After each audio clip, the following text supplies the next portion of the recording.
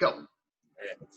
Buffalo After Dark. Welcome, guys. It's our second episode. Of course, we've got Buffalo Bob Hansen, Big Fresh Matt, Sean O'Malley, and, of course, Vinny Torcasio, and, of course, me. I'm Tom Wujek from Tom Wujek Show. How's it going, everybody? I'm good. Yeah, doing good. Good. Feeling good.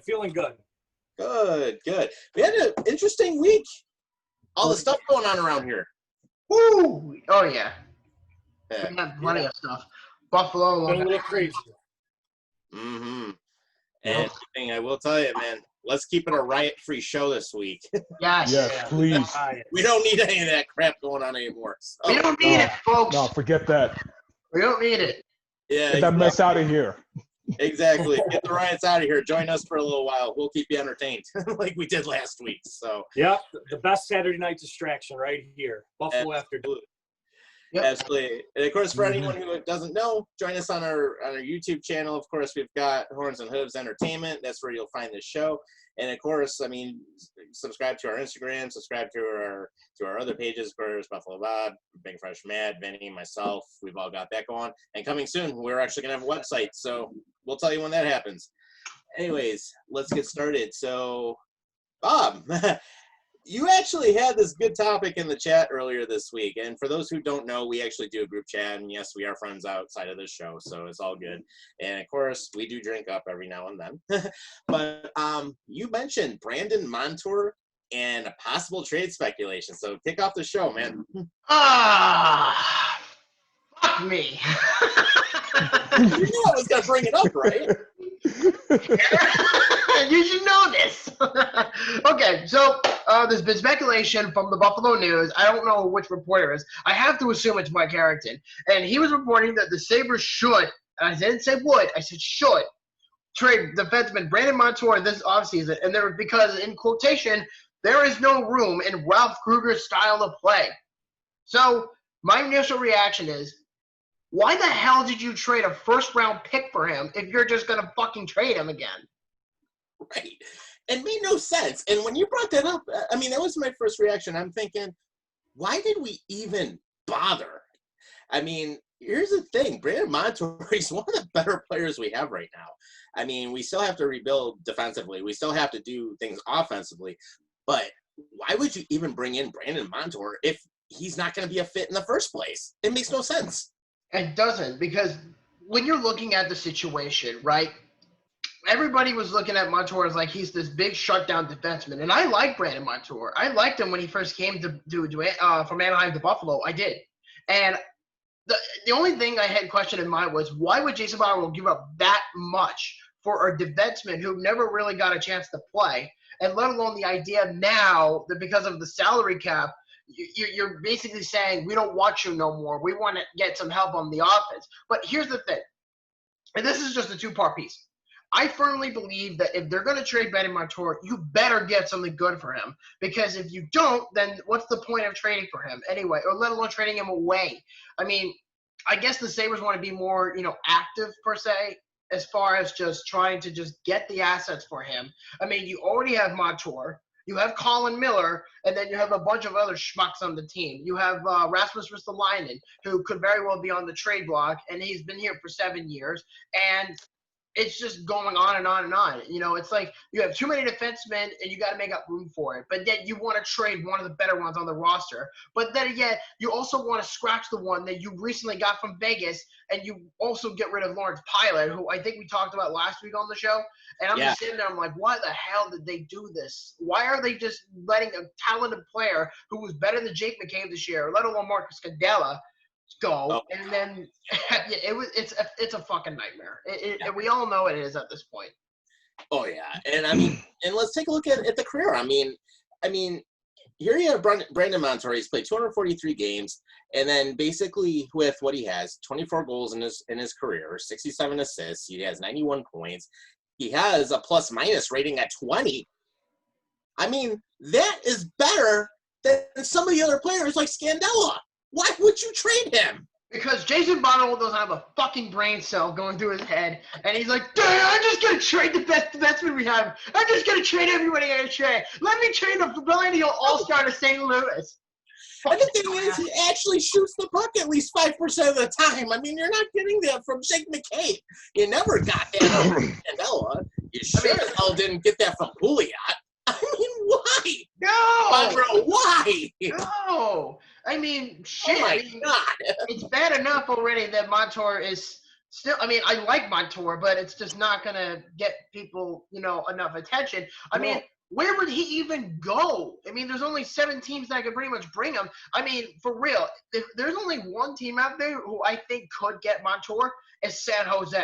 That's the only team I can think of that could probably bring him in. Maybe the only problem is salary cap for San Jose. that's the problem. They need help on defense, but they have to trade away some of their forward to get that help.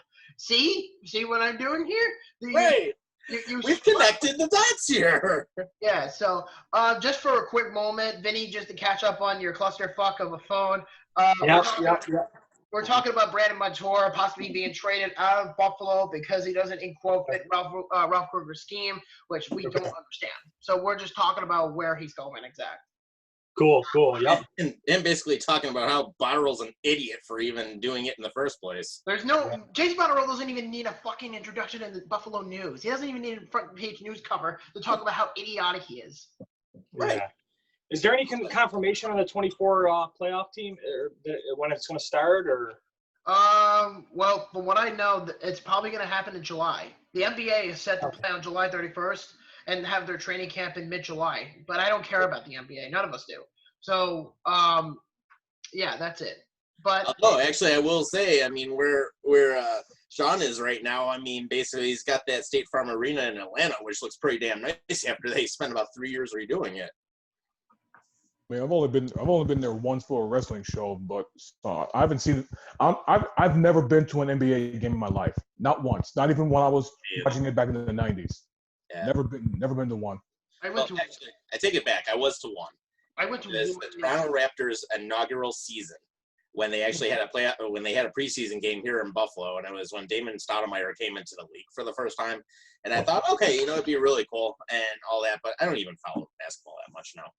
No, yeah. I think the only game I've been to was about maybe 10 years ago. I went to a regular season game for the New York Knicks when they were playing the Portland Trailblazers. And this is when the Knicks had Amari Stoudemire and Carmelo Anthony, and nobody was able to shut the fuck up about Jeremy Lin at that point. Yeah. Linsanity. Like all those threes from everywhere all the time. Linsanity. Linsanity, yeah. We know how long that lasted. They traded him to Houston or something. Yeah. No way. I don't even know where he is. I don't even care about the guy, let alone the sport. Yeah. That's one thing. Oh, man. Hey, how's that white cheddar popcorn, dude?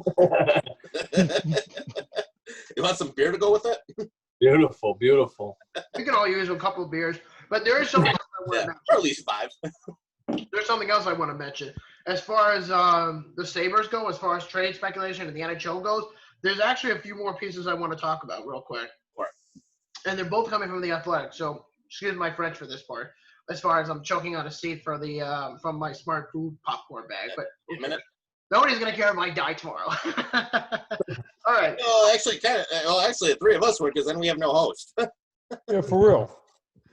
Yeah. That's true. You actually have people that care about you, dude. Well, yeah. How are you gonna reach me? Just busting me. Yeah, bring out the bullhorn on one of these shows sometime. Yeah. Oh yeah, just blow a blowhorn at 10:30 at night. Bing! Bobby, stop choking! You like me? That's great. Like that infamous Dan Bielsma rant you had like a couple years ago. Oh my God, I will never get over that rant. I never will. And we still never talked about the Swedish media incident last week, so we'll have to bounce back. Oh, yeah, that's true. But hey, Bobby, basically, so you're talking about some other points you had to bring up with the whole Sabres right now. Yeah, so the answer to all of your questions is, according to The Athletic, the National Hockey League has explored the option of a December to July schedule being a permanent edit to the schedule that adds revenue. So in other words, instead of doing a traditional October to June hockey break, they're possibly talking about doing December to July. And not because of the coronavirus per se, but just to the fact that, they want to bring in revenue and bring in money. But the only problem I have with this is that not many people, specifically, I assure you, the players, don't want to wear 500-pound worth of gear in hockey in July. No. I tried it when I was doesn't- playing roller hockey a few years ago. It is not comfortable at all. And Yeah. hot as hell. You're sweating your balls off. And not to mention, there's literally no air conditioner. No, that's too hot. True. Yeah, I Yeah. can't do with that, regardless. So Yeah, I can't imagine seeing a hockey player going through all that during that time, man. In July, no, Too hot. no, forget that. imagine playing football in July. Oh God. Oh, Well, that's like any time during the year when the Cardinals ended up playing at the old Sun Devil Stadium when they had like that open air stadium in like 150-degree heat or whatever you want to call it. Oh Yeah. God. They moved into a current place. So Man. that place was like literally like playing there. That's like literally death. That's inside a toaster oven. You know, a toaster oven, they pump a lot of power. That's that's too much. It's like the time I drove cross country across the desert twice. Oh. I mean, literally, it's like I remember it too. I was going from Idaho to Vegas and literally going through the Arizona desert, and I almost had like freaking heat stroke driving in a Oh gosh. driving in a Duramax with an RV behind it, or like a trailer. Yeah. I'm like, oh my God. How do people even manage to live in Arizona if it's so hot? Same with people that live in, old folks' homes in Florida. How do people even compare? Yeah. Well, I've been to Florida in November. I mean, I was down there like 10 years ago, and it was like 85 degrees on like Thanksgiving. So I mean, but it was humid though. That was the issue. I mean, the dry heat out in the desert, but I mean, I've spent 2 summers in Vegas and dealt with like 120-degree heat, and I mean, it's just you get used to it in some ways, but driving across the desert on I-15 sucks that time of year.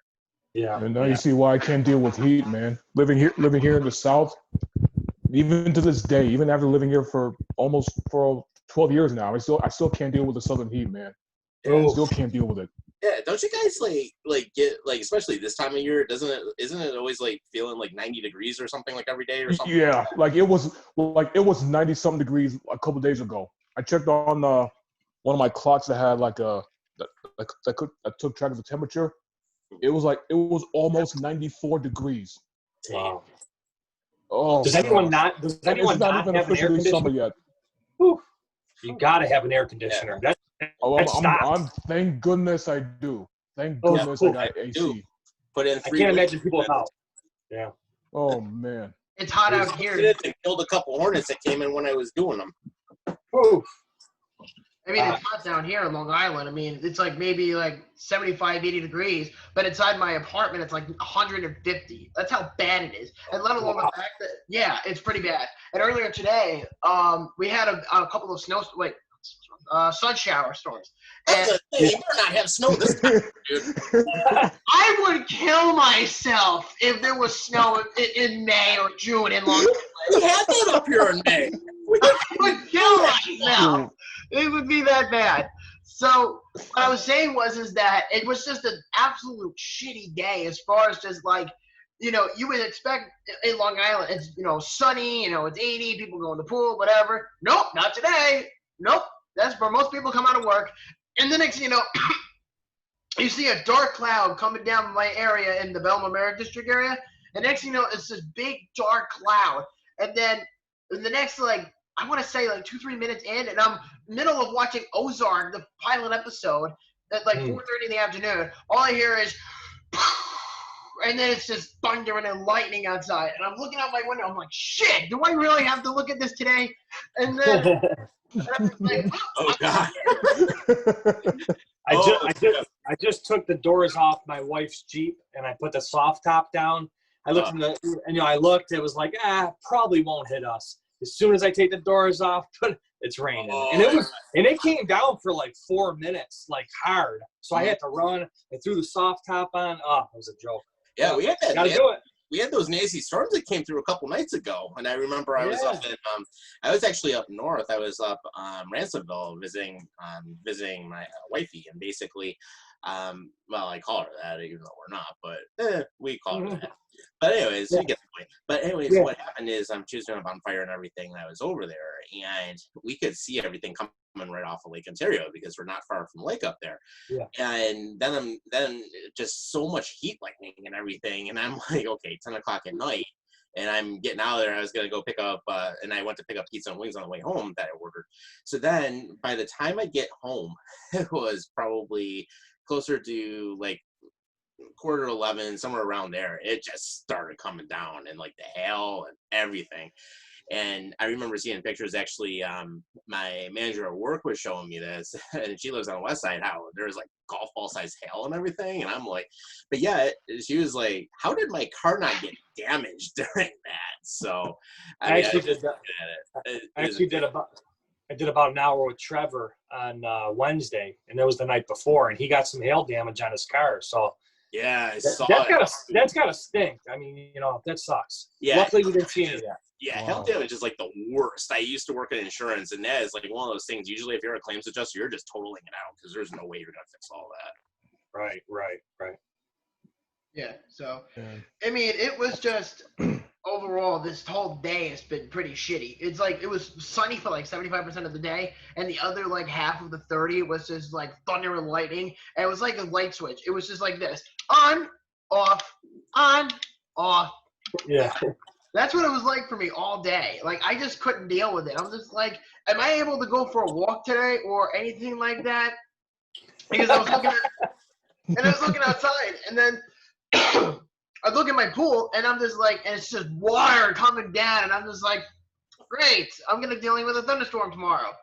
And luckily for me, I mean, I have to go to work tomorrow at like 7 in the morning, and I got to deal with park shit.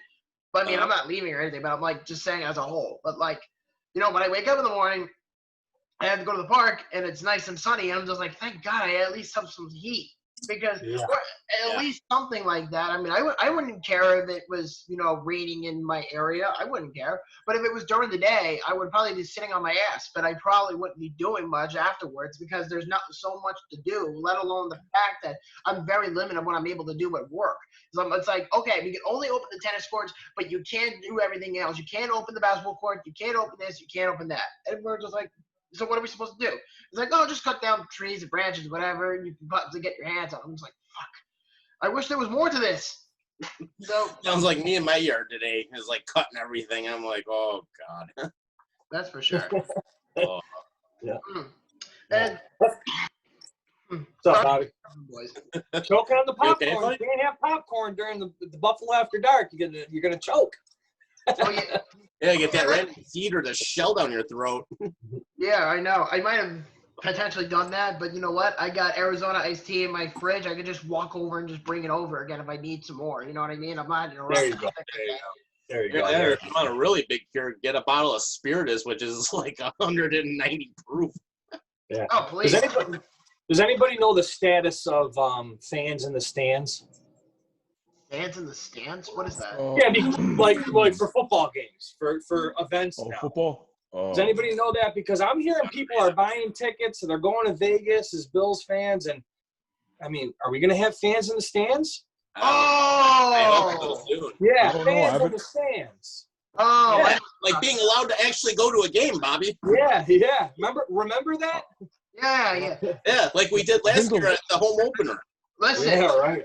listen, guys. If we're gonna do that, you're coming to MetLife. You're coming to Jersey for the Bills-Jet game in Week 7 in October. I think we can arrange that. Are you flying us down? Fuck you. Go get your. I don't know. I'm just asking. Hey, Vinny, here's one way to do it. Go on JetBlue. Go on JetBlue. It's like cheap. Like when I flew down last year, I spent a long weekend with Bobby and his girlfriend down in New York and Long Island, and I mean literally like the flight altogether only cost me like $200. It wasn't. Oh, that's not bad. And then I rented a car and got it for like $200 less than what JFK should have charged me. So I'm like, oh, thank God I didn't get it at the counter. Because the person in front of me, when he was getting like some Econo box or whatever you want to call it, I'm like, dude, how are you paying like over $400 for a freaking car rental? Yeah, I mean, you go to JFK and like when you fly in, I was at Terminal 5 and I had like a 10-minute train ride to the car rental lot. So. Oh, no. Woo! Yeah. And I almost got hit on driving the car back, and it was a brand new like Mitsubishi Outlander SUV, and it only had like 43 miles when I got it. I remember you telling me that. Yeah. Oh, well, yeah, some idiot near the hotel I was staying at tried to turn left in front of me and basically like almost sideswiped. I'm like, oh my God, he was like, Yeah. That's crazy. Yeah. But what are we going to do? Are we going to get confirmation at some point? You know, I mean, you would think. I'm not spending money on tickets. I just don't know if they're going to actually have fans. I feel like they will, but I'm not going to pay to find. You know what I mean? I don't want to just pay just to get a refund. You know. So I'm going to hold off. Yeah, I'm on the same train with you, Vinny. I'm not paying for anything because I know the last time I checked, A, there were limited fan seats, and B, the tickets were like $250. Yeah, and naturally, if they're going to have less people, somehow the price is going to go up because it's a hot commodity. You know, what I mean, supply and demand. Yeah, exactly. So you business. Yeah, exactly. So I don't know. So I'm just going to skip. It's not hard for me to skip going to a game. I've been to one. I know what they're like. I don't need to pay for a $10 hot dog and a $10 beer. I can sit home. I'm fine. This year, I'm home. You know. Yeah. Unless they really do have fans in the stands, and I'll go. But I don't know. I don't know. This year's take a break. Yeah, for sure. Oh, speaking of the Buffalo Bills, because I think it's pretty important we talk about this, and there's a few topics I want to bring up. And the one topic I'm sure all of you've heard was the fact that the Bills are canceling their training camp at St. John's Fisher or whatever that college is upstate. St. John's Fisher College, And for the first time ever, they're going to have it at One Bills Drive. I think that, to me, is more beneficial than having training camp at One Bills Drive, because let's face the music here for a minute, guys.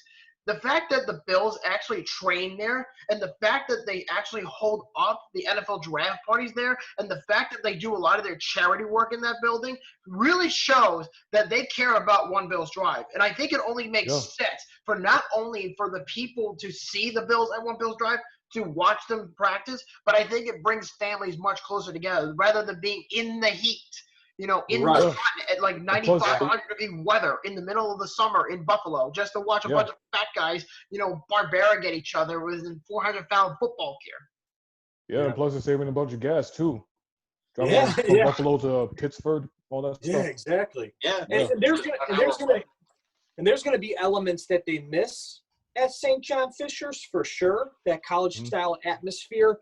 But I think it's gonna prove way more beneficial to be home for sure. Oh yeah. Yeah. I mean, everything like that. You're just you're in. Hey, right next door is Sunday night. We got a Sunday night game here. I mean, I agree. I think it's gonna be, and it's better for the organization. So I'm looking forward to it. I mean, maybe they'll have something. Maybe we could go view just an open viewing in a Friday. That'd be sweet. Yeah, totally go for it. I mean, even though I'd love to go out to Rochester, I mean, I don't mind going out there. I mean, it's so much easier doing it here. And the other thing is, of course, the whole thing with Rochester, they happened when the idiot Russ Brandon was here. Look what he's done. Yeah, glad they're gone. Yeah, same here. At least we won't ever have to hear from him again. Yeah, for sure. Yeah, that's cool. I heard they're allowing coaches back and stuff. I thought I got an alert. They're allowing coaches to show up and at the the stadiums and stuff. So that's pretty good. So we're making progress. Hopefully, hopefully we figure something out for just fans in the stand. That's why I brought that up, because I think it's important. I mean, that's a big deal. You never would think, hey, is there a possibility there's no fans in the stands? But now, because of this, I mean, COVID, and respect to everyone that passed, obviously, or got sick. It's terrible, the ones that got it. But, everybody that's not affected, you're moving on, you're aware of it and stuff like that. But it seems far away now. It seems like that was a long time ago. So I'm just hoping in a positive, that's in a positive way. Like maybe by September we're vaccine or whatever, or it's not as bad as they thought, but we took these precautions. So now everything's we can just get back to normal life. I hope that happens by September. And, I feel like we're trending that way, but obviously, everyone affected by that was terrible, Yeah, definitely. I mean, those who lost their lives, may they rest in peace and all that. I mean, yeah, absolutely. Go out that way or anyway. But I mean, I definitely see it trending in a good way though now, because I mean, I've noticed especially ever since last Tuesday, a lot of places are starting to open up again, and you're finally getting to the point, hey, we can actually eat outside at these places now. And hey, Tom, me and you can finally have maybe our first beer. Yeah, exactly. Actually, we'll be looking for something to do. Yeah. I mean, now that you can actually go to a bar again, that's like a good thing. So, Yeah. I mean, that, and I definitely want to hit up one of my favorite places downtown called The Quarter. Really good Cajun food there. Really? Really? What's it called? The Quarter? Yeah, it's on Virginia Place, right by Fat Bob's. Honestly, never heard of it, and I'm a sucker for Cajun food. It just opened within like the past year. But okay, that explains it. But I will tell you, place has 2 floors on there. They have like a game room and lounge on the 2nd floor. The downstairs is like a really cool bar area. I mean, kick-ass people there. I mean, really cool bartender, everything. I mean, people at home. I'd meet you for a beer out there. They have a bar? They do got a bar? I'll tell you. Yeah, they have a bar there, and even better too. It's like if you want like really good stuff, like true Cajun gumbo or the Cajun mac and cheese that they do like the brie on. I want all of it. I want everything they have Cajun. Oh boy, anything. They got some really damn good stuff there. Definitely one of my favorites. Sweet. And then for me and Sean, we would probably about, go to a bourbon diner, and I'll be like, "Hey, Sean, you want to meet up at a place?" "Yeah, man. Bring your fucking laptop with you." And so I'll bring the laptop and be like, and I'll just order food or whatever. I'm like, it's just me and my laptop, and then Sean and I will be talking about whatever. And the next thing you know, Sean will come over, and the waitress will be like, "Can I take your order, guys?" "I'll take a Diet Coke, please." Hey, Vinny, I will tell you, actually, Vinny, there is actually a brand new Cajun place that just opened right around the corner from you, too. What? Yeah, it's called the Bayou. It's at the corner of French and Union. It's like next to that 7-Eleven. Oh, man, I gotta get with the times. I gotta go there. I love Cajun. I love Cajun. Dude, because I ended up going there, like, literally, where that whole, like industrial places go, like, that whole, like all those buildings are going up. Right at that corner, I can literally, from where I work, I can cut right across that unfinished parking lot, and it's right there. Nice. Wait, and they're doing to-go right now? Yeah. In fact, actually, I'll tell you, get the blackened chicken and shrimp. Okay. Really good stuff. And if you want, like, real authentic gumbo with a crap ton of jalapenos in there, get that, too. Sure. Yeah. Do me a favor. In the message later, can you message me those 2 places, the Quarter and the Bayou? Yeah. All right. Bayou is like 5 minutes. All right, cool. Yeah, I gotta try that. We always do. Well, everyone's doing takeout now, but we typically do takeout. So and they have a bar in that place too. Yeah, sweet. And the next thing you know, Sean and I will be at dinner, and I'm just looking at the camera. This guy, and the next thing you know, I'm gonna tell Sean like, "Oh fuck, I have no choice," and then I'll be like, "You have a minute to talk about our Lord and Savior, Dr.Squatch." Yeah, tell us how the Dr. Squatch is working on you. Bobby, you're one of a kind. Thank you. Love it. It's like, oh man. And it's like, okay, Sean, which flavor do you want? Do you want the Golden Mike Scrub, or do you want the Pine Tar? I'll take the Pine Tar. So get him back to real quick. Get him back to football now. I forgot my train of thought. I lost it. Bobby kept on going a little too long with the damn soap, and I lost my train of thought. Was it about training camp? Yeah, I forgot what I was gonna say about football. Was it about training camp being back in Orchard Park and how it's a good thing about it? Well, I definitely like that. Nope, totally lost the point. I forget what it was. Oh, being mic'd up. There you go. I remember early in the week, Deshaun Jackson, or was it Deshaun Jackson? I think it was. Was it him? I could be totally wrong there, but he was talking about being mic'd up and that aspect. So let's just assume that maybe we have a limited capacity in the stands. Let's just assume that, because it probably will be. That's a rat's nest to figure out. I don't know how they're going to figure that out, But I mean, if we assume eventually you get back to full stands and maybe like the mic'd up players, do we keep something like that? Do we have an aspect where the XFL, we take that from them? I kind of think that we should try that, see how that is, Yeah, I hear you. But I mean, it's not a bad idea, but how are you going to translate? Did you guys see the new face guard that the NFL is working with, Schutt? No. I gotta bring it up to you guys. I didn't hear anything about that. Well, because if I bring it up on here, as far as like the screen, my whole screen will get really shitty. So what I'm gonna do real quick is I'm gonna show you a picture of the new face mask that company Schutt, the company that Antonio Brown picked for a stupid helmet thing. Anyway, they made a new face mask. I'll show you what it's called. It's called the Schutt Splash Shield. It's a new 2-piece protective shield that can be placed on the interior of the face mask that can help protect players from harmful droplets. So we now have more images of the shield on a helmet, which is including an image without the traditional visor portion, along with the sight line. While less protective, it will help with ventilation and fogging. So in other words, this mask is basically, it's to prevent the coronavirus. And this is the mask that they were talking about. So what this does is that on the picture, I'll send it to you boys in a bit, actually. You know what? Let me do that now so that I don't forget. So what this does is it helps, it prevents visors because, like Oakley, for example, it's a very big brand company. They have trouble sometimes, like when a player's, like when they're trying to run out of air, it gets foggy and they have a hard time seeing.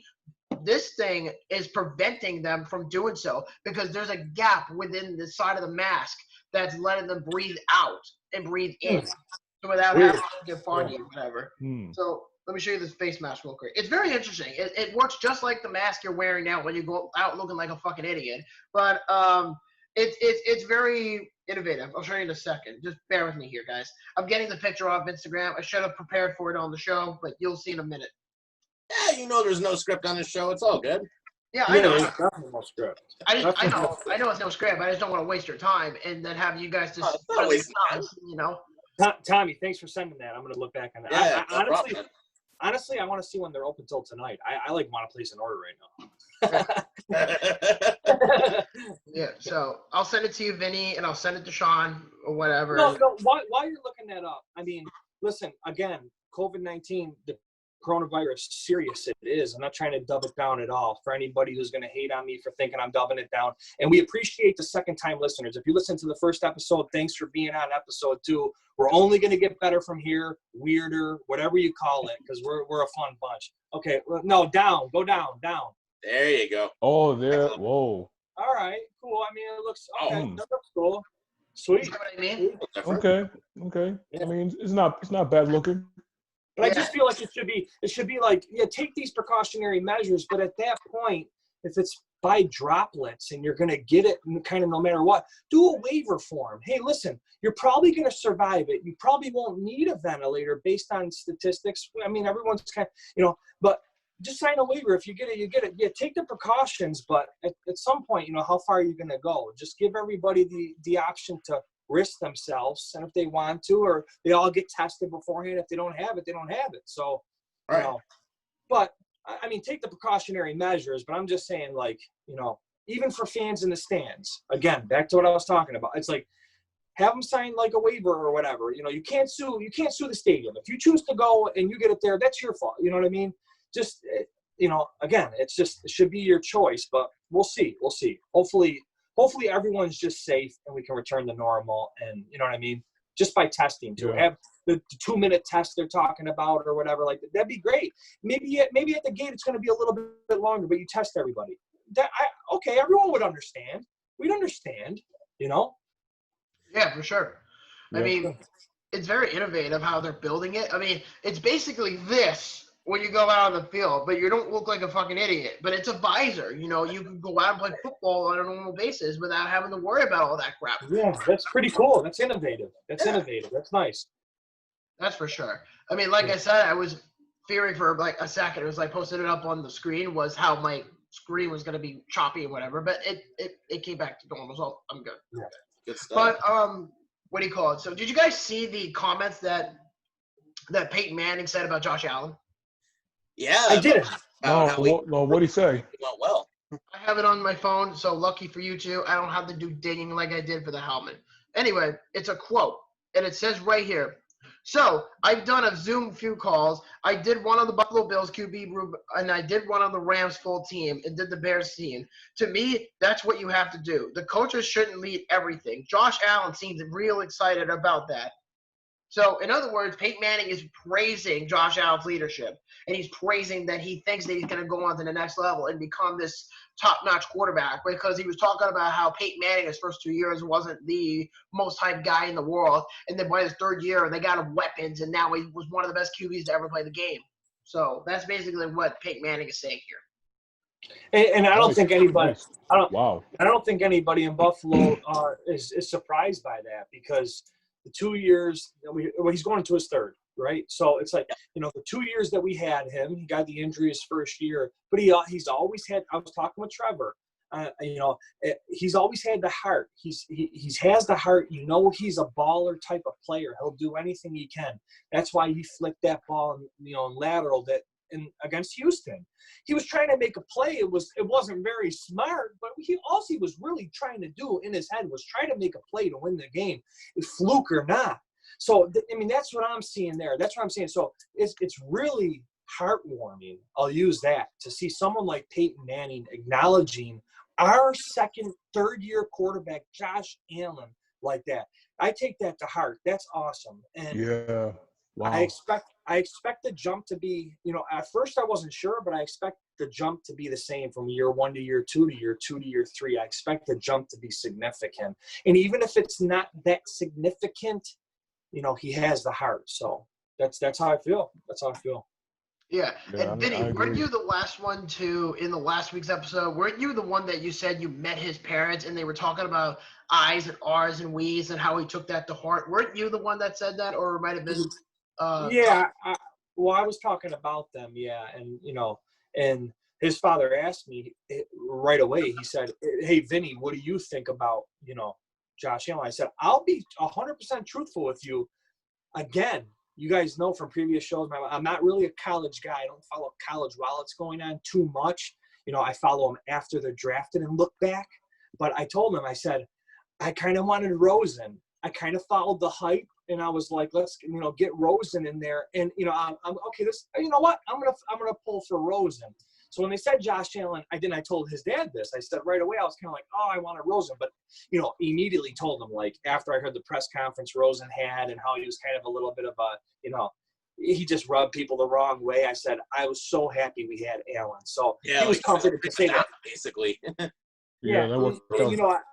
I gave him the real answer, how I really felt. And, and just told him how now it's like, it's not even close. It's like, he's our guy. And that was only, year 2. It's like, but it was great. It was great. Yeah. And talking about the leadership, building off of that too. I know we talked a little bit about it last week, but everybody remembers that play against the Minnesota Vikings when he ended up hurdling Anthony Barr to get those extra yards. I mean, that was a play that everybody was talking about for weeks. Yeah, not everybody remembers that. Yeah. I love how Shaughnessy is looking into the camera. He's like, Bobby, I love you, man. Look at you calling that Josh Allen play. I'm so Josh Allen Funko. I love that. Oh, man. That's nice. Give me that fucking toy. That's great. Oh, man. Oh, my God. But yeah, he's we're gonna talk about Josh Allen for years to come, and I'm just excited. Back to Peyton Manning talking about him. That's awesome.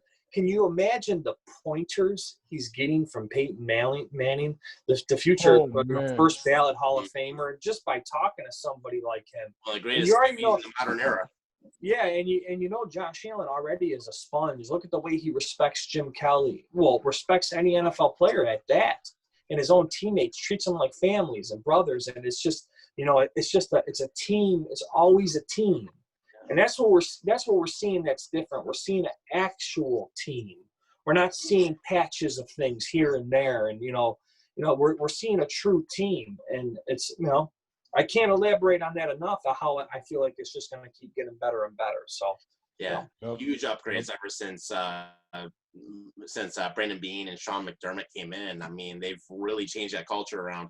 And all I got to say is, if I'm the Pagulas, I'm extending them now. Don't wait till the last year. Do it now. I agree. Continuity. I agree. Yeah. I agree. I have a very interesting question for everybody. And I know prior to the show, we talked about not talking about the whole, Black Lives Matter thing. I know we've been trying really hard to talk about this, but it's been bothering me throughout like the last 2 days. And Sean's like, fuck, here we go. What are you going to say now, Bobby? You're going to say something ridiculous. Hey, just remember, beer and alcohol make everyone feel better. I'm not even drunk and I'm a fucking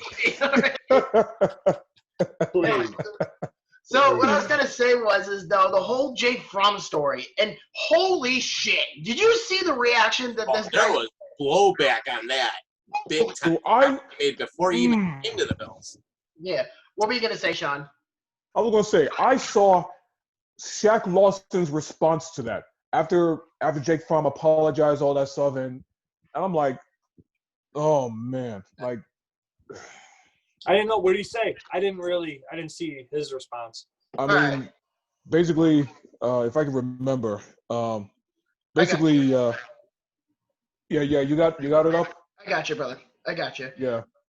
Okay, Shaq Lawson on Twitter earlier today because he was talking about the Jake Fromm apology of how Jamal Adams was on there and he's saying, "Oh, save your apologies." Like Jamal, shut the fuck up. You're acting like a whiny bitch towards the Jets, so I wouldn't be saying anything. But anyway, Shaq Lawson said, "Nah, we don't need no sorry from you. Couldn't be a teammate of mine, and I would have checked you at the door. No cap." Oh, Jesus.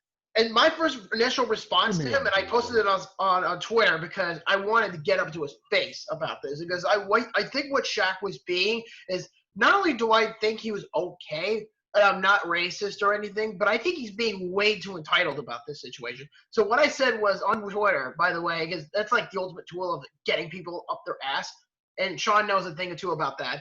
I said, I'm willing to bet you said the same thing about Josh Allen, but don't have the balls to do it, only because Jake was a 5th rounder. I'm not racist, but I see a form of bias in your comments.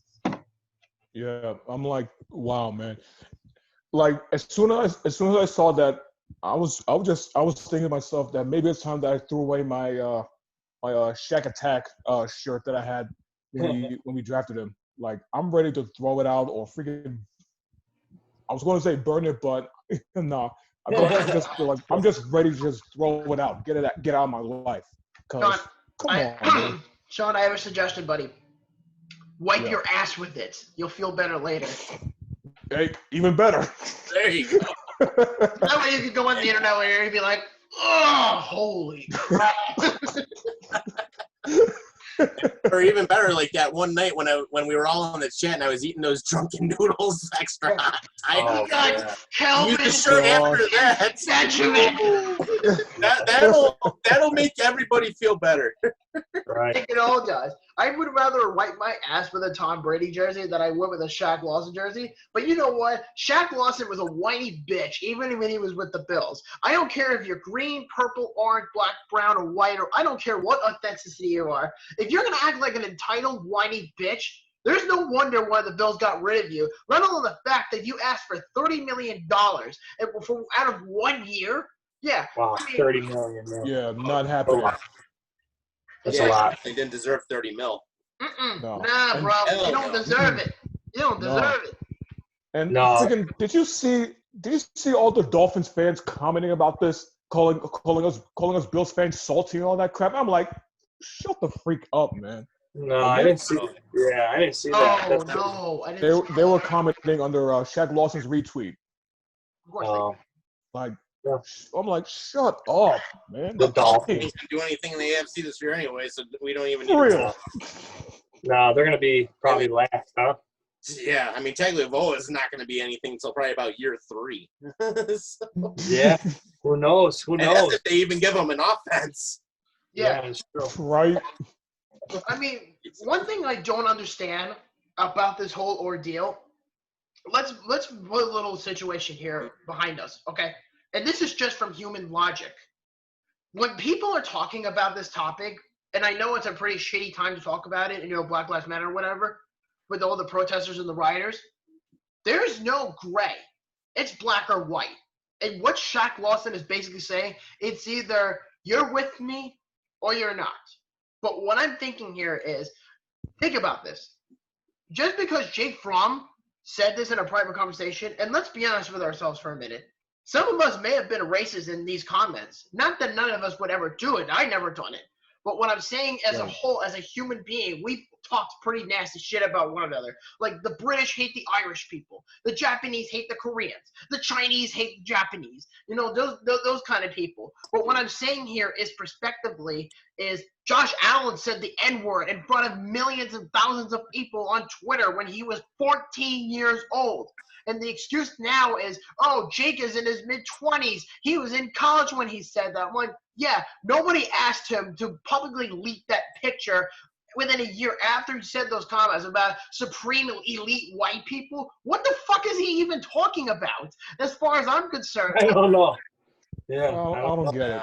Even Jake get didn't it. know what he was talking about. And then his ex-girlfriend, I believe, it was the one that actually posted that picture. And then ever since then, everybody was up his ass. And when I look at this prospectively, I look at this as like, number one, just because Jake said it, I assure you, was it wrong? Absolutely. But nobody asked him to publicly post that online. Like, that's like if somebody took a picture of you in a private conversation and saw your hairy balls and then posted it on the internet, and everybody made fun of you saying, hey, those guys' balls are so small compared to mine.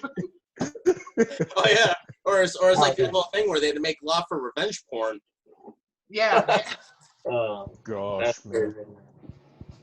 Anyways. Yeah. I think like the bottom line, all this stuff going on, one of the things, I mean, you guys know I put people to work every week and all that. And I mean, anyone that comes into my office, it doesn't matter like what color they are, doesn't matter what race they are, doesn't matter what religion they are. I don't care about any of that stuff. It's basically come in, I meet with you, I'll give you the time, and if you're someone that I think will fit the job, I'll give you a job.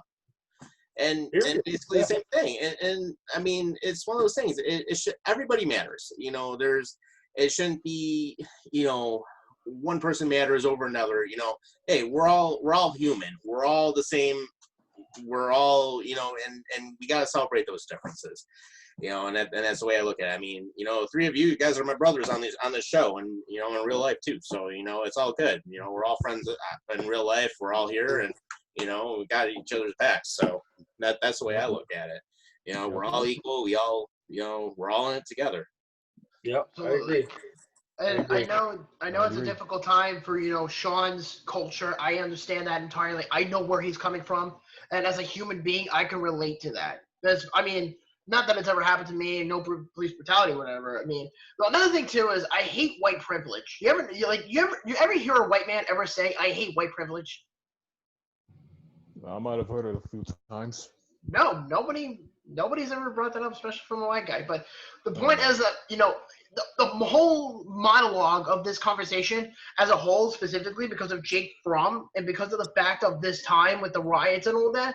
And again, I know we were not going to talk about it, but it just scrolled through my head and it's just whatever.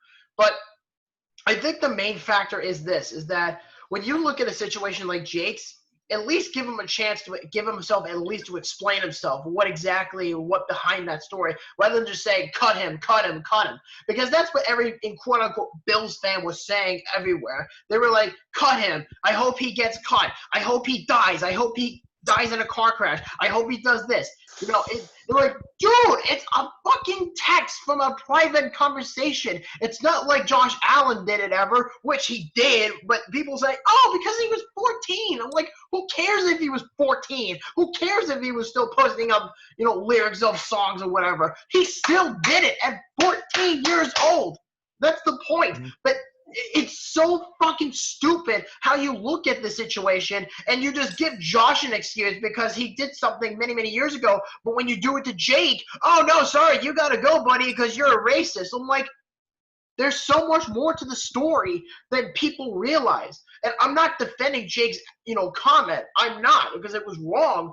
But the fact is that because he plays on a professional sports team, people have to give him the benefit of the doubt. And Leslie Frazier even said it the other day. He's like, bro, listen, what he said was out of context, and I assure you the players will get behind him and they will understand.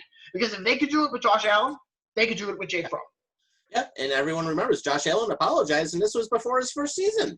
Exactly. It was the same thing. And hey, we all say stupid shit. We've all done it. I've done it. Yeah. I know you've done it. You've done it, and you've done it. So it happens. We're all human. Nobody is perfect except for that person upstairs. Yeah, we just gotta start loving each other. No separation. Just loving each other, being nice to human beings. It's got to be that way. It's just maybe this is a good restart. We just gotta. I mean, a person is a person is a person is a person. We can't stop. We gotta stop the dividing. We really do. We really do. Yeah, Exactly. it's We all got to come together, you know. It's, Yeah. For sure. and like a reference I'll even give to, I mean, I hate even bringing up this reference, but everyone remembers 9/11, and Yeah. I mean, it was, Hey, I was born on 9/11. It wasn't my fault. no, I got you. No, but I remember this was actually my first year of college, and this was back in 9/11/2001.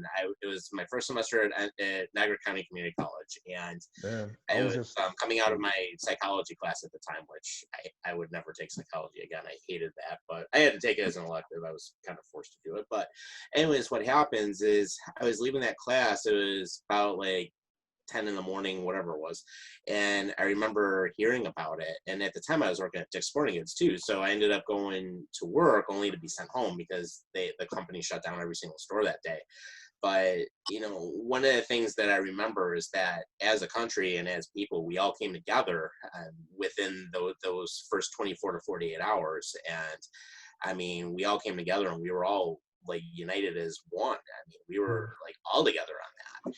And, you know, I hope at some point we'll get back to that point again, because, you know, it's, I mean, just with everything going on and how divided everybody is right now. And I mean, the media is not helping crap either. I mean, you know, media's got their own agendas and they're going to play whatever, they're going to sensationalize everything. But, you know, we all got to come together as people, you know, and that's one of those things. I mean, this show's a great thing because of the fact that, you know, hey, anyone's welcome to listen. Anyone's welcome to have a viewpoint. Anyone's welcome to comment, subscribe, whatever, you know, and it's all good. I mean, it's one of those things. Anyone that wants to listen, hey, you're all welcome here. Well, apparently 4 idiots in this table are listening to each other's stories, so I think it's only fair.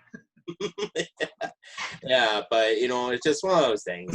Like I said earlier, you know, let's all come together. Let's, you know, let's all be like brothers, and you know, it's all good. I mean, I know 4 of us are, and you know, just everyone else has got to do that too. I mean, and for those protesting, hey, you've got the right to do it. But, you know, another reference I can even give is Martin Luther King Jr. He did so much for civil rights and his country's better for it. You know, same thing. But he always did it peacefully and he always encouraged the nonviolence. And I mean, yeah, he ended up in jail for certain things. I mean, he did take that ride. But the thing is, you know, he's a good example of how change can be made in a positive way. And I mean, this country's so much better for it. That's for sure. Yeah, so I have an interesting idea for a discussion because apparently Major League Baseball's Player Association on Monday around 3:30 just came out with a proposal about having a 114-game regular season, and the proposal is from June 30th to October 31st, and it's nothing confirmed, so don't jump for joy.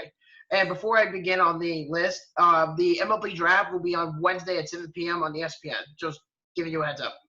And the Mets are probably going to draft someone that won't be on the team for the Fighters. But anyway, so 114 games would be played from June 30th to Halloween. Expanded playoffs from 2020 and 2021 MLB season, and teams can defer player salaries if the postseason is canceled, and there are opt-outs for all players if they do not want to play. Well, it's interesting you bring that up because I was reading about that, and basically what happened is that they were going to do, of course, the 114 games, as you mentioned, no additional salary cuts, which will be a good thing. And basically what happened is that apparently, I guess the union they didn't plan to make any counter proposals. But apparently now one of the things that came out is that the players have actually counter proposals. So now they end up coming out and they ended up saying that they wanted to do an 82-game regular season. But apparently nobody knows what's going on with it yet. Yeah, and I even heard to the point where it may even get so heated that they were even threatening 50 games. It's like, well, if you're going to just do 50 games, you may as well just cancel the season. Because in baseball, it's very hard to determine who makes the playoffs at a 50-game schedule. I mean, hell, the Mets could very well win the World Series throughout a 50-game regular season. So basically, if you're talking about 50 games, that's 2.5 months of baseball, and then having to play it in like September or October. I mean, I don't even know how that would even progress. I mean, like I said, because you would have to cancel the All-Star game, which they probably would by this point.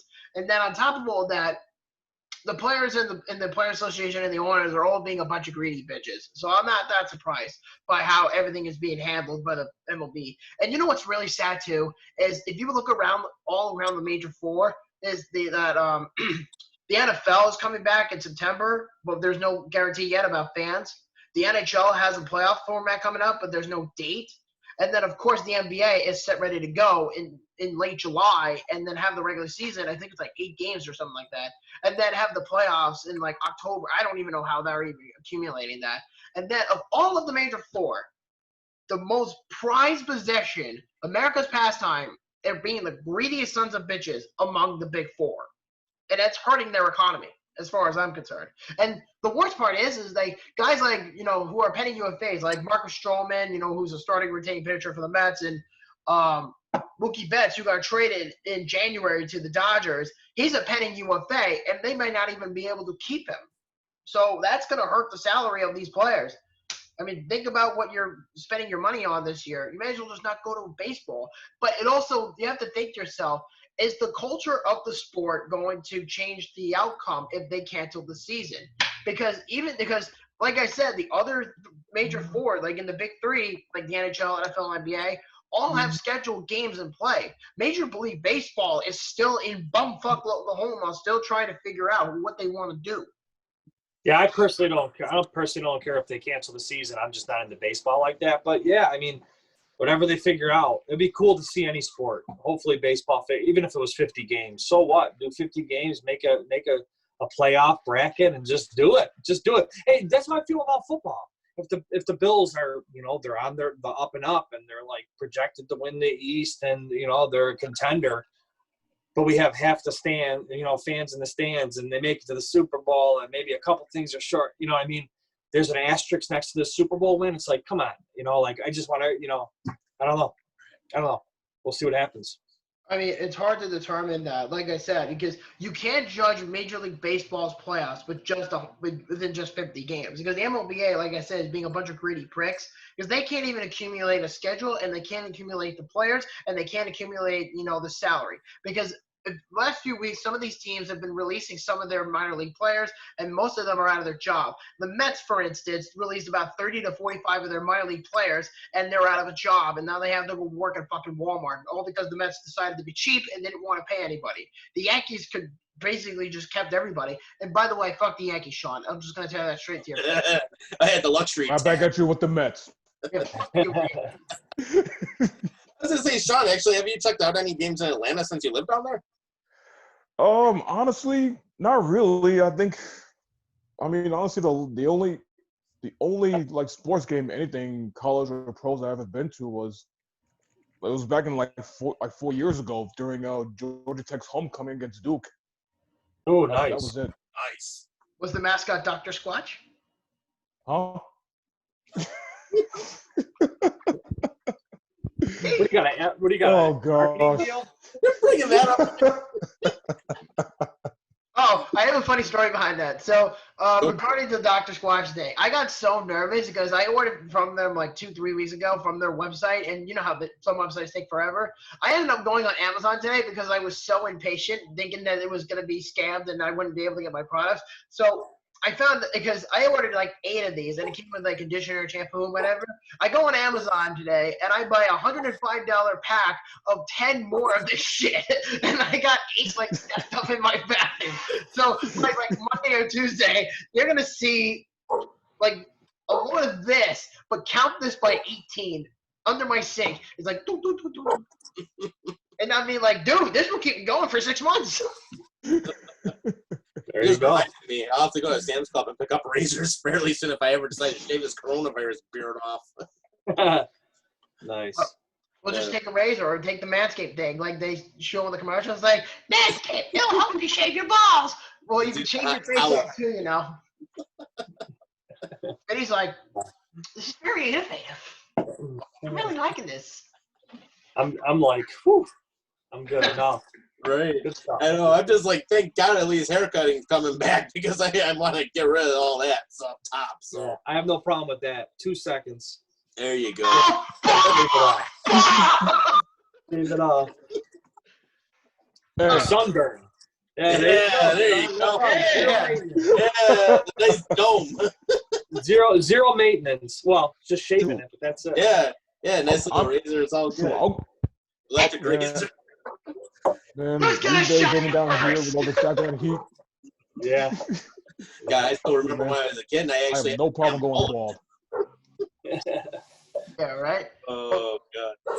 Actually, I did want to jump back into this too because I forgot to do this last week, but I did want to talk about the Swedish media incident that me and Bobby had last year. So Yeah. actually, this is a funny story. I know you guys know a little bit about it. I don't know that the viewers know about it, but this happened when we were down on Long Island. I was gonna say, have the honors, man.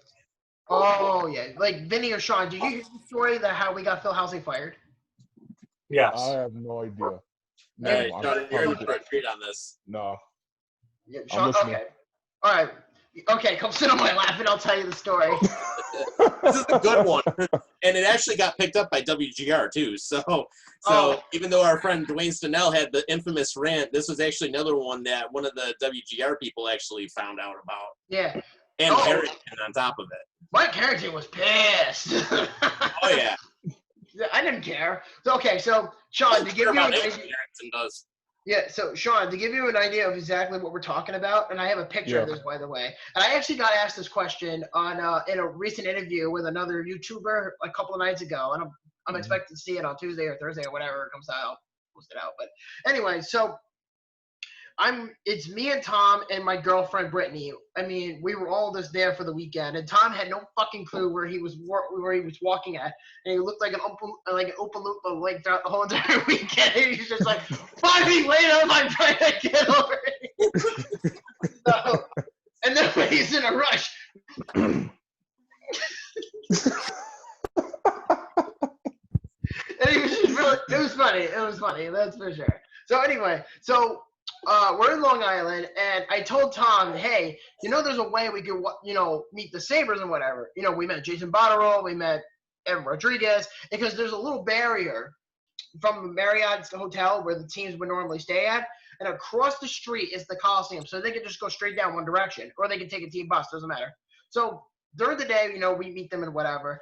And I told Tom the night before we met up to meet for the first time in person, I said to him, Tom, I'm going to do something really fucking stupid. And he's like, what is it? And so I go to CVS and I get like a fiber cardboard. I forget what the paper is called. Yeah, poster board. What was it? Yeah, poster board. Poster board, thank you.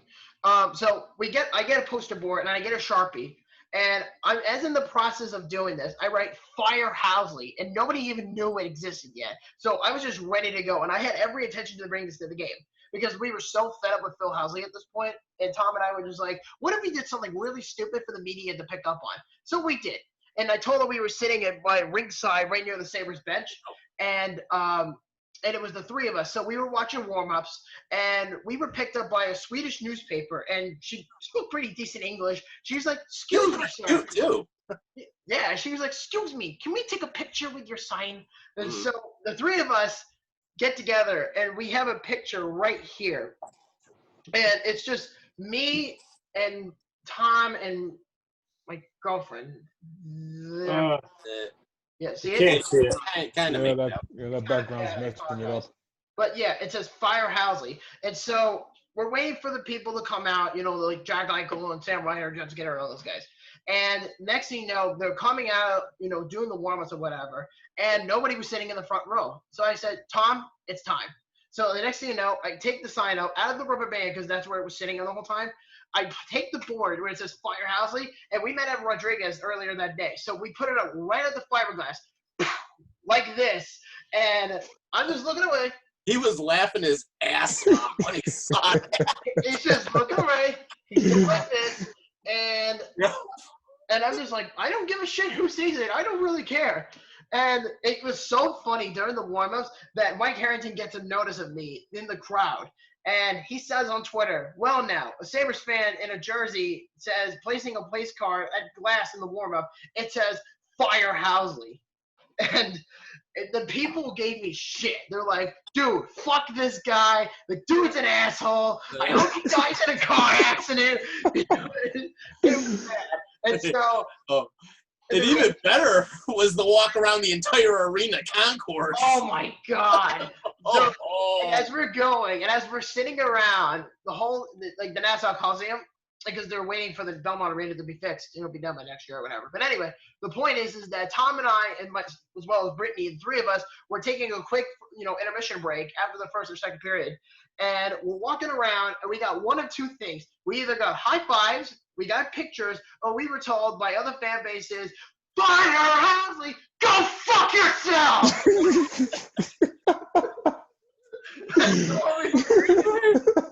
And a lot of the Sabres fans, like the ones that really wanted him gone, they loved it. They're like, "We're with you." Yeah, right. And then what do you think happened a week later? Phil got fired.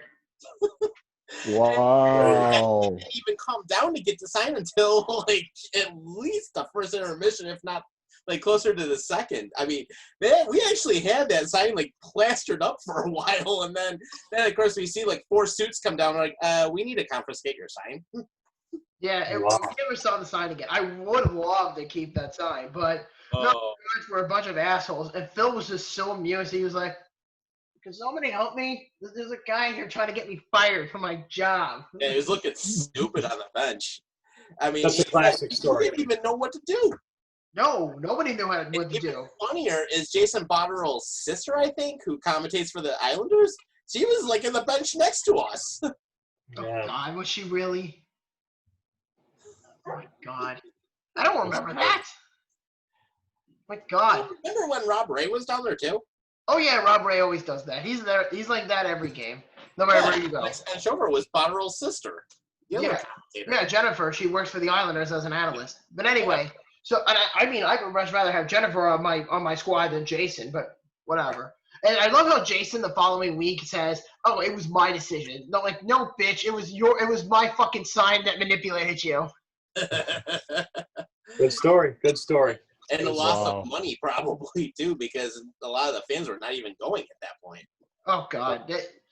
I mean, I feel like I did more one night than the Sabres have done in 10 years as far as fan base goes, where it's like, firehouse. Like you could barely hear anybody. And me bringing a sign to the game, I was just like, that was probably getting me more attention than anybody.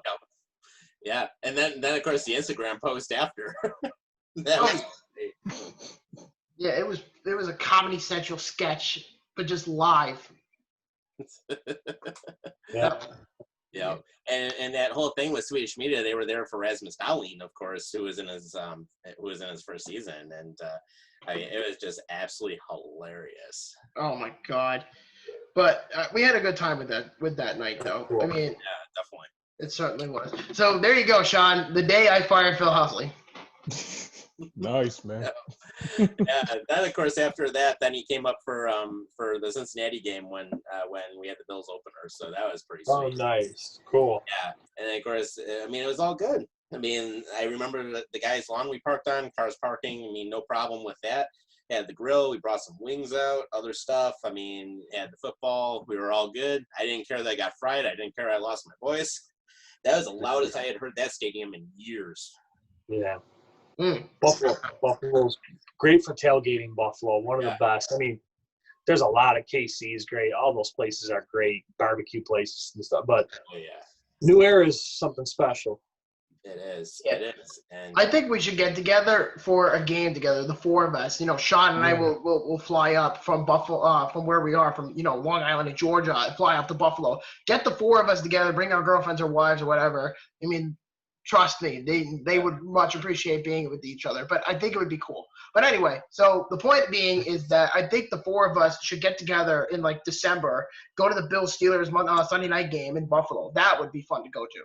Oh yeah. Oh yeah. That'd be awesome. I have no problem taking my ass off in those stands. I've done it before. Yeah. If we're back to full stand, I mean, yeah, that sounds good. I mean, I'd do it. Man, it'd be my first Bills game I get to go to in 17 years. Wow. And fun fact, I'm ashamed of this. I've never been to a Bills tailgating party. Never. Hey.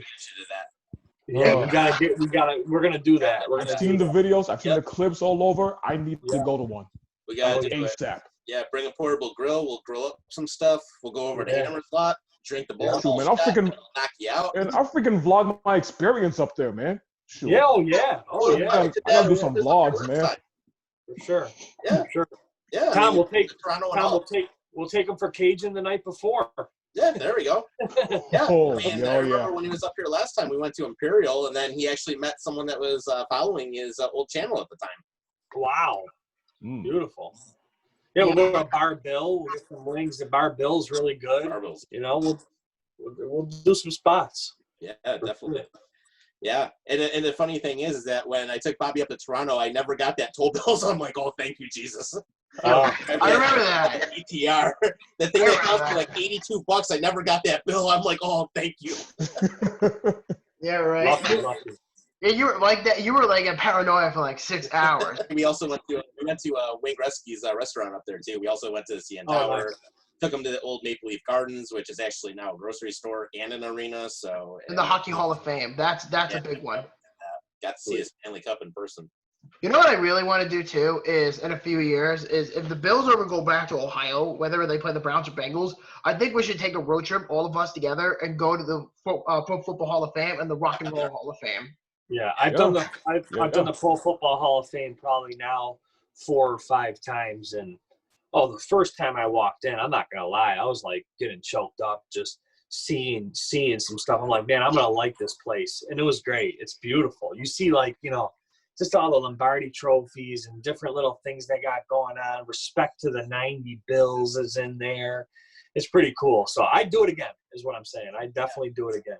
Yeah, I would too. Yeah. Absolutely loved going to it. I mean, when I went it's been, I think, 3 years now, something like that. But I ended up taking a trip down to Pittsburgh, and then I swung through Columbus, then I swung through Cleveland for a couple days. And I mean, I figured, well, I was staying fairly close to Akron, so I figured, I'll take the 45-minute ride down there. And I literally probably spent like a good 3 hours in that place. I mean, just seeing the history of the game. I mean, I love football, and I mean, I love football and hockey, but football is definitely one of the sports I really love to follow. Yeah. And I'll tell you, just the history and everything that you see there, it is so worth it. They got that full-size turf field right outside of it. They've done upgrades, I think, even since 3 years. I think they've done upgrades. So yeah, they had that field torn up when I was there. Yeah, same here. And seeing all the Super Bowl rings, I mean, that's a nice piece of hardware. That's cool to see. They got interactive things now, and you know what I mean? It's pretty cool. They have like the things where you can do like the video replay to see if something's going to be right. And, that was cool. That's cool. Yeah. The Hockey Hall of Fame is like that also. Actually, me and Bobby, we were all in the broadcast booth that they have set up. Oh, yeah. I remember that. Yeah, Nice. we were supposed to read, like, it was funny, too, because it was like a Sports Center, like, look. Like, obviously, like TSN, but they wanted us to, like, really, read, like, script off of, like, a TV screen. That would be something you had like your choice of script, too. Yeah, I read 3 of them. Like, it would say, like, the Capitals won the Stanley Cup. It's a 4-1 win series over the Vegas Golden Knights. Congratulations to the Caps. And I'm just sitting there like, the Capitals won the Cup. Shut the fuck up. Now let's move forward. Oh, God. Oh, man. Oh. And then of course they have the thing where you can do like the test your shot, like the slap shot, and That's different things just to see if you can like beat one of the goalies. And it's like it's funny because it's actually like a real stick and puck, but it's like a virtual goalie. So that was cool. Oh, that's cool. I mean, while we're on the topic of Hall of Fames, one thing I think we should probably address too is the Baseball Hall of Fame in Cooperstown. I've never been there. I haven't Yeah, either. I've never been there. I would love to take a weekend trip up to Cooperstown, just for a weekend, just get the boys together, because as they always say, Saturdays are for the boys. So what I'm thinking is maybe at some point, because if I could convince Vinny and Sean to be Mets fans, fuck Sean, he's a Yankee fan, but if I could get, yeah, fuck you too, man. Brian Spommer for life. Like a fucking knife. Although I will say that's got to be better than the Atlanta Braves. Fuck you. The Atlanta Braves haven't done anything since their glory days. For real. Yeah, I'm waiting for my 28th ring. Like, yeah, you can't even count the other fucking 22 that you had. Although it could be worse. It could be the Cincinnati Reds who do absolutely nothing.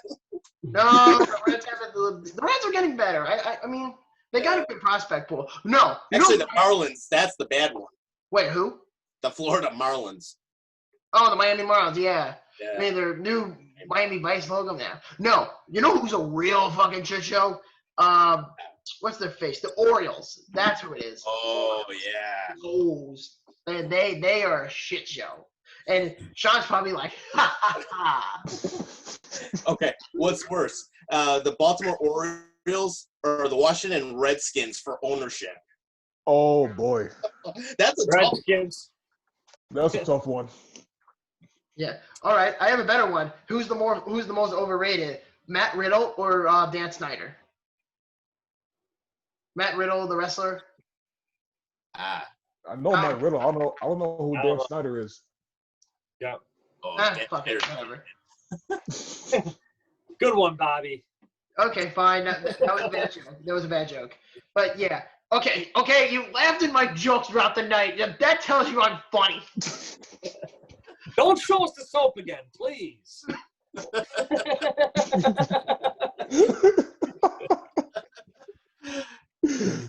Will you get paid advertising? Dude, we should start charging them to advertise on this show. Seriously. Right. Seriously. Get them a deal. Get them a Dude, deal. it's like what, 4 spots now? Really? Oh man. Oh. I feel Well, like I don't know how much longer I got. I'm probably gonna wrap it up soon. But we got any other hot topics we can go over to wrap it up, like a 2-minute warning or something, or? All right, get your ass in the penalty box. Yeah, I'm in. I'm going in. Penalty box segment. Here we go. All right. I guess that's it. Oh, and I actually got a letter. One last thing before my end. I have one last thing to share. I got a letter from the New York Islanders about how I'm gonna spend $10,000 on season tickets. Oh wow. How are you gonna spend 10? What? Is that like one of those seat licenses or something?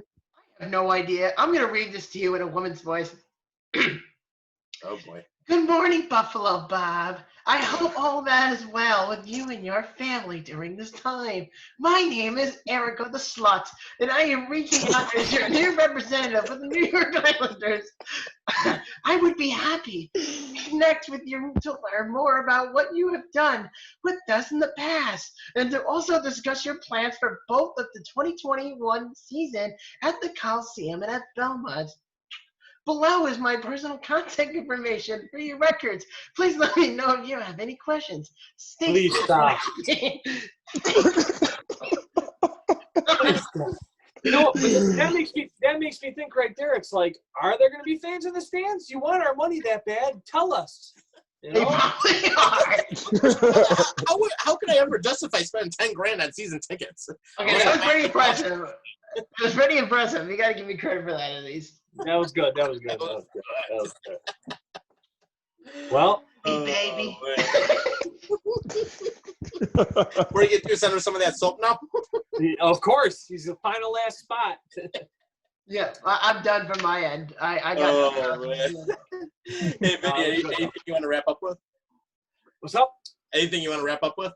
No, you know what? I think good second episode, good addressing some issues that needed to be addressed, and talking about things that are important and in our normal sports. But again, just to everybody who's listened to the first episode and is back for episode 2, you're seeing kind of 2 different episodes, but 2 of the same, but 2 different. And I think that's going to be our goal. Like you said, Tom, no script. This is like a podcast / Zoom, whatever. YouTube video, whatever you want to call it. We're 4 good guys. I could call you good guys. I've known you for a while now. That are just having fun, talking, doing what we like to do, and I'm glad to be a part of it. So looking forward to episode 3. Yeah. And I have a sponsorship call out. Oh, here we go. What, your ass? Yeah. Tonight's episode. You got 1 minute.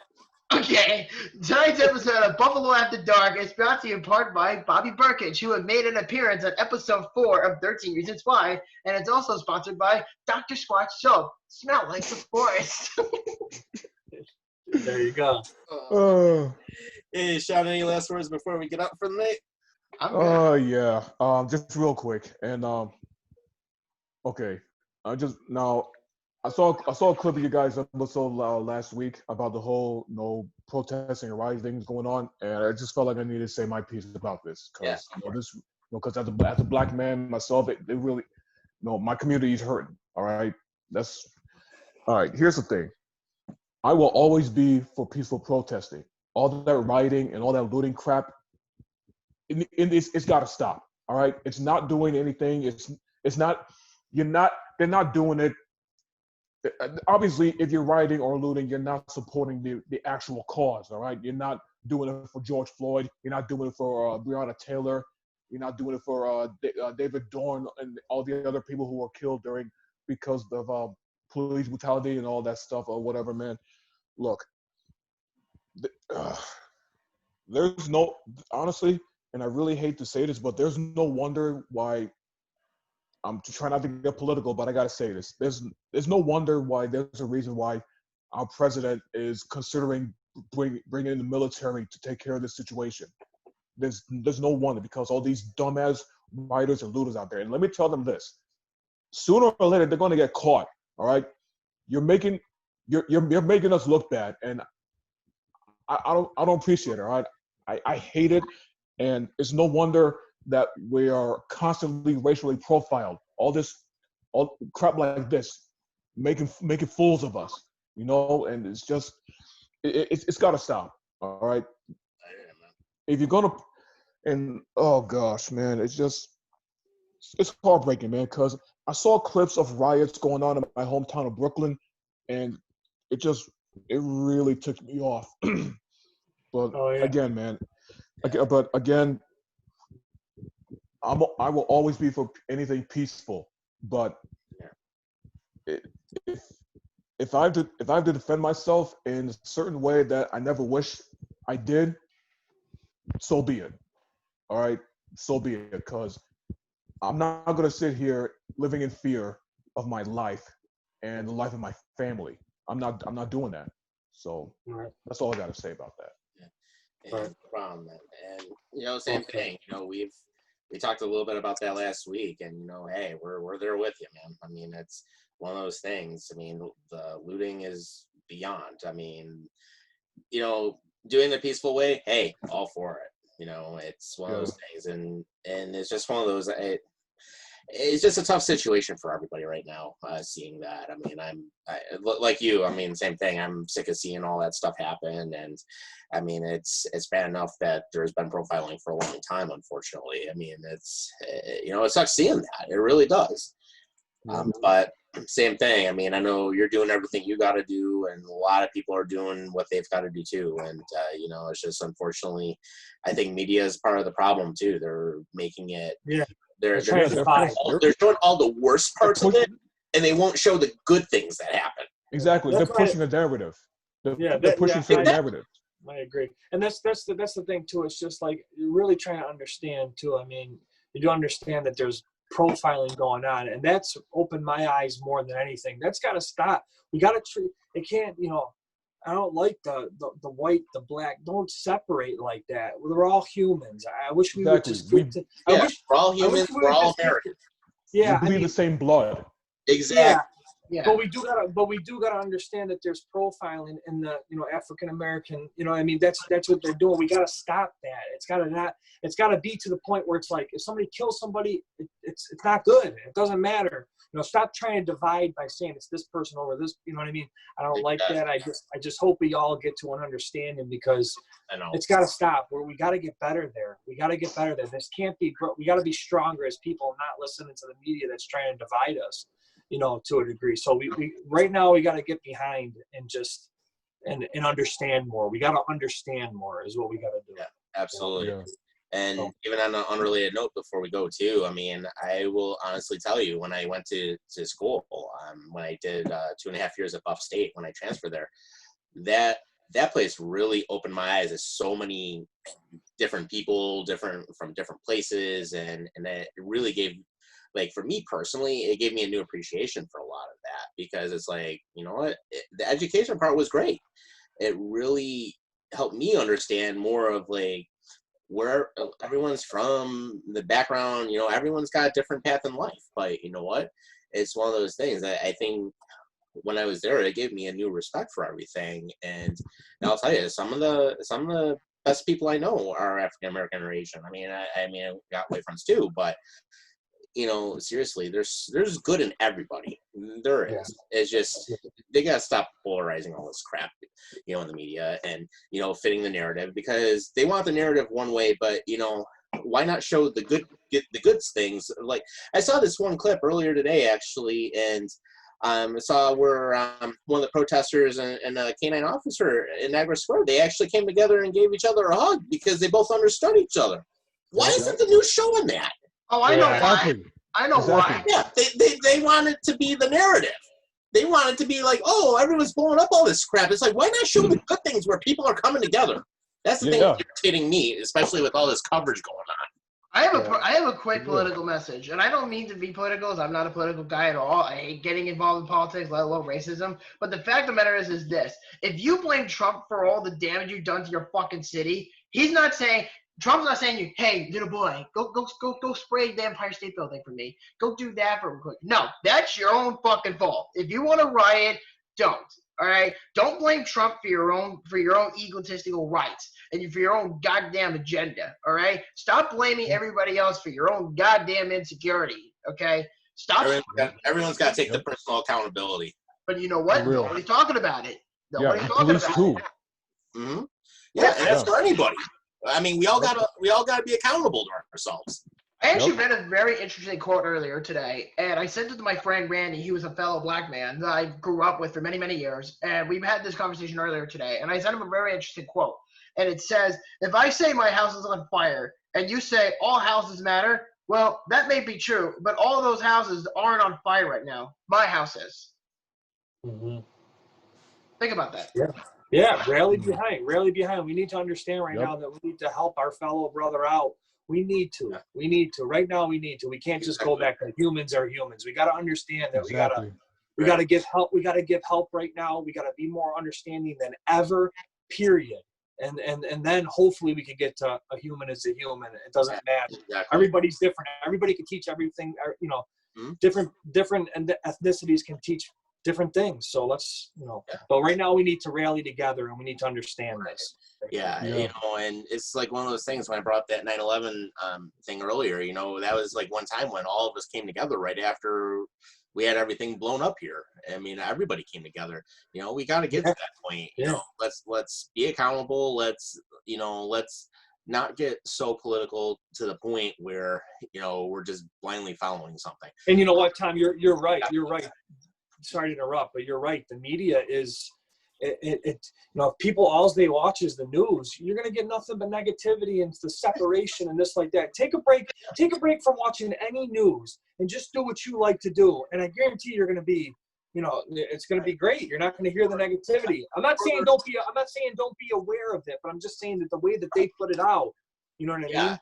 Or do your own independent fact checking, because I will tell you what the networks will put out, it's only showing one side of things. They're not showing the other side of things that's going on.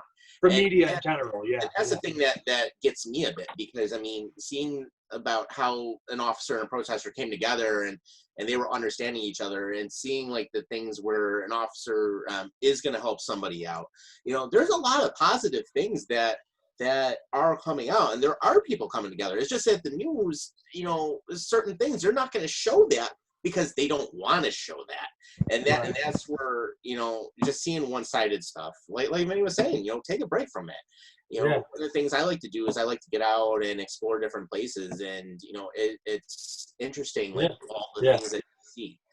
And I'll tell you, even like my own personal experience, when I was in the hospital 10 years ago, I had neck surgery. It'll be 10 years this November. And like when I was there, it was something I had to have done. I had a tumor in my neck. But you know what? Did I care what someone was that was working on me? No. The only thing I cared about is I knew that we were all in it together and they were going to help me feel better. It didn't matter who they were. I mean, obviously I hope they're good, which they were. But it didn't matter to me, like, who the doctor was, like race, religion, whatever. It didn't matter. Throw that crap out the window. I'll tell you. I mean, I know the two surgeons I had, were white. I had people that were black, that were on like this, that were like with the supporting team and also with the nursing. The anesthesiologist was Indian. I don't care who they are, just as long as they do what they got to do. Right. That's the way it should be. You know, we should all be in it together. You know, we're all human. We're all from the same spot. You know, and we all have different paths of life. But you know what? The difference is that's a great thing, because that all helps us come together, and we can learn so much from each other. Yeah. I feel like they don't want a 4-panel Zoom of people trying to figure it out and really understand it and get it going. They want to feed you, like Sean was saying, they want to feed you the narrative, and they want you to think. They're thinking for you is what they're thinking. Here, I'm already thinking for you. Here you go. Think this. Think that. You know what I mean? And some stuff is, well, really though, and it is an issue. So you gotta pick and choose, and just like a person in general. Oh, hey, don't listen to so and so. He's this, he's that, he's this, he's that. Okay, thanks for the heads up, but he looks nice to me. He's a new guy. Who cares? I heard all this stuff, but I'm gonna judge him for myself, and I'm gonna judge him for myself. And until he burns me, I'm not gonna do the unjust just because this person said something. So just like kind of correlating it with the media and fact checking, do that the same with the person. Take them. I'm sorry. I'm gonna take people in, and if you burn me, you burn me, and then it is what it is. But you gotta do the soul searching. You gotta figure it out yourself. You can't just see what people are telling you. Yep. Exactly. Yep. I mean, I just want to say one other thing real quick. I have two segments. The first one is, if you have arms and legs and you have two pairs of balls, there should be no difference than having to be how you react to a normal person. Yeah. Right. Yeah. That's another thing. And another thing I also want to say is, in the end, we're all human and we all have human obligations. But as men, we still desire to be wild, free, and natural, like a Sasquatch. Okay. Okay, I don't know where that came from. Oh, jeez, dude, that's like the sixth spot. I will not allow Bobby to do one more segment. I will not be part of the 7th Sasquatch segment. Oh crap, now I spilled my beer. I have nothing to See what you make Tom do. See what you make Tom do now, don't bro. worry, I didn't lose much. I still have like a quarter of my can left. I was actually like listening. I'm like, oh, he's got something for us, but it's the freaking back of the soapbox. I'm done with it. I'm done with this crap. Oh man. No, but all seriousness though, Sean, I really appreciate you bringing that up, because that's something. I mean, we talked a little bit about that last week, but same thing. I know you're on here all the time now, and I mean, well, first, we're glad to have you here because you're part of us gang of 4 now. But the other thing too, I mean, coming from your standpoint, and it's totally a good way to look at it. And appreciate that. You gotta, it's we're all having our eyes open. We're all seeing the stuff going on. But like you said, it's like biggest thing. Don't ever judge a book by its cover, and treat everyone how you want to be treated. You give someone respect, they'll give it back to you. It's really as simple as that. It's really as simple as that. Tell everybody how you want to be treated. It doesn't matter what. You know what I mean? Exactly. We're all from the same. Yeah. Even Sasquatch. Okay. Even Sasquatch must have been. He's like, I'm gonna fuck you up. All right, cool. So, I mean, I guess that's it for episode 2. Again, everybody watched previous and is watching now. We appreciate you. And make sure you get some of that soap right there. Hey, cool. Send me your address. I'll send you 18 of these. And I'll give you my address. All right. I'm sending you before my we address. don't go, Vinny, where can they find you on YouTube? Just my name, Vinny Torcasio, VINNY TORCASIO. TikTok, Hometown Guy, at Hometown Guy 716 if you want to do that. And that's pretty much it. Cool. Podcast on Anchor. My podcast on Anchor, so you can check that out. Awesome. Sean, where can everyone find you on YouTube? CASIO. He's singing the alphabet just for all the Cool. And then, Sean, you got your YouTube channel also. Where can we all find you? Yeah, you can search up Big Fresh Matt. That's my main channel. Fresh spelled with a PH is all one word, Big Fresh Matt.